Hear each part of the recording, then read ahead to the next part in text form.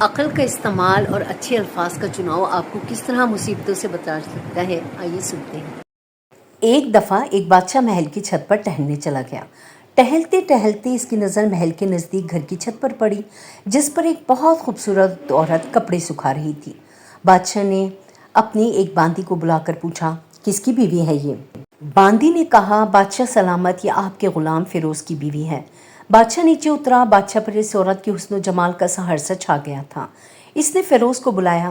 فیروز حاضر ہوا تو بادشاہ نے کہا، فیروز، ہمارا ایک کام ہے، ہمارا یہ خط فلاں ملک کے بادشاہ کو دے آؤ اور اس کا جواب بھی ان سے لے آنا۔ فیروز اس خط کو لے کر گھر واپس آ گیا۔ خط کو اپنے تکیے کے نیچے رکھ دیا، سفر کا سامان تیار کیا، رات گھر میں گزاری اور صبح منزل مقصود پر روانہ ہو گیا، اس بات سے لا علم کہ بادشاہ نے اس کے ساتھ کیا چال چلی ہے۔ ادھر فیروز جیسے ہی نظروں سے اوجھل ہوا، بادشاہ چپکے سے فیروز کے گھر پہنچا اور آہستہ سے فیروز کے گھر کا دروازہ کھٹکھٹایا۔ فیروز کی بیوی نے پوچھا، کون ہے؟ بادشاہ نے کہا، میں بادشاہ ہوں، تمہارے شوہر کا مالک۔ عورت نے دروازہ کھولا۔ بادشاہ اندر آ کر بیٹھ گیا۔ فیروز کی بیوی نے حیران ہو کر کہا، آج بادشاہ سلامت یہاں ہمارے غریب خانے میں؟ بادشاہ نے کہا، میں یہاں مہمان بن کر آیا ہوں۔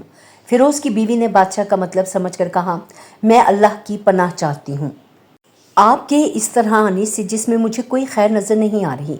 بادشاہ نے غصے میں کہا، اے لڑکی، کیا کہہ رہی ہو تم؟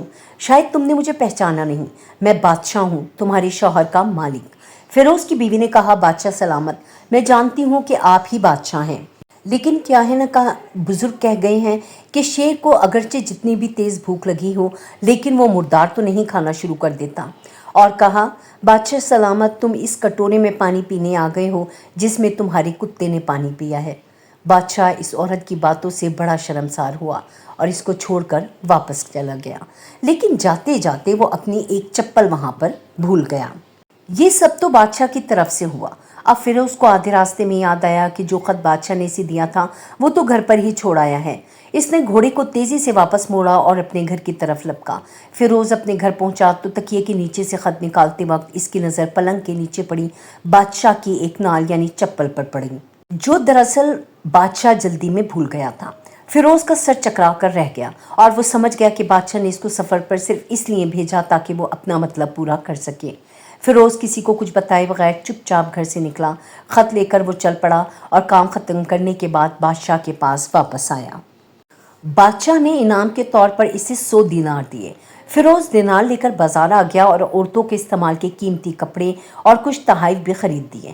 گھر پہنچ کر بیوی کو سلام کیا اور کہا، چلو میں تمہارے میکے چلتے ہیں۔ بیوی نے پوچھا، یہ کیا ہے؟ اس نے کہا، بادشاہ نے انعام دیا ہے اور میں چاہتا ہوں کہ یہ پہن کر اپنے گھر والوں کو بھی دکھاؤ۔ بیوی، جیسے آپ چاہیں۔ بیوی تیار ہوئی اور اپنے والدین کے گھر اپنے شوہر کے ساتھ روانہ ہوئی۔ داماد اور بیٹی اور ان کے لائے گئے تحائف کو دیکھ کر وہ لوگ بہت خوش ہوئے۔ فیروز بیوی کو چھوڑ کر واپس آ گیا اور 1 مہینہ گزرنے کے باوجود نہ بیوی کا پوچھا اور نہ اس کو واپس بلایا۔ پھر کچھ دن بعد اس کے سالے اس سے ملنے آئے اور اس سے پوچھا، فیروز، آپ ہمیں ہماری بہن سے غصے اور ناراضگی کی وجہ بتائیں یا پھر ہم آپ کو قاضی کے سامنے پیش کریں گے۔ فیروز نے جواب دیا، اگر تم چاہو تو کر لو، لیکن میرے ذمے اس کا ایسا کوئی حق باقی نہیں رہا جو میں نے ادا نہ کیا ہو۔ وہ لوگ اپنا کیس قاضی کے پاس لے گئے تو قاضی نے فیروز کو بلایا۔ قاضی اس وقت بادشاہ کے پاس بیٹھا ہوا تھا۔ لڑکی کے بھائیوں نے کہا، اللہ بادشاہ سلامت اور قاضی القضا کو قائم و دائم رکھے۔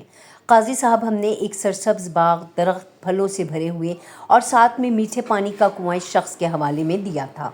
تو اس شخص نے ہمارا باغ اجاڑ دیا، سارے پھل کھا لیے، درخت کاٹ لیے اور کنویں کو خراب کر کے بند کر دیا۔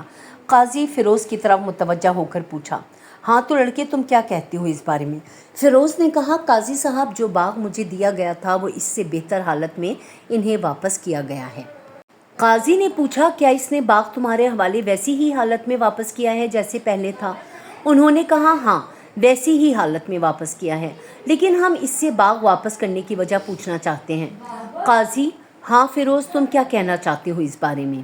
فیروز نے کہا، قاضی صاحب، میں باغ کسی بغض یا نفرت کی وجہ سے نہیں چھوڑا، بلکہ اس لیے چھوڑا کہ ایک دن میں باغ میں آیا تو اس میں نے شیر کے پنجوں کے نشان دیکھے، تو مجھے خوف ہوا کہ شیر مجھے کھا کر جائے گا، اس لیے شیر کے اکرام کی وجہ سے میں نے باغ میں جانا بند کر دیا۔ बादशाह जो टेक लगाए ये सब कुछ सुन रहा था और उठकर बैठ गया और कहा, फिरोज अपने बाग की तरफ अमन और मुतमईन होकर जाओ। वल्लाह इसमें कोई शक नहीं कि शेर तुम्हारे बाग में आया था, लेकिन वो वहाँ पर ना तो कोई असर छोड़ सका, ना कोई पत्ता तोड़ सका और ना ही कोई फल खा सका।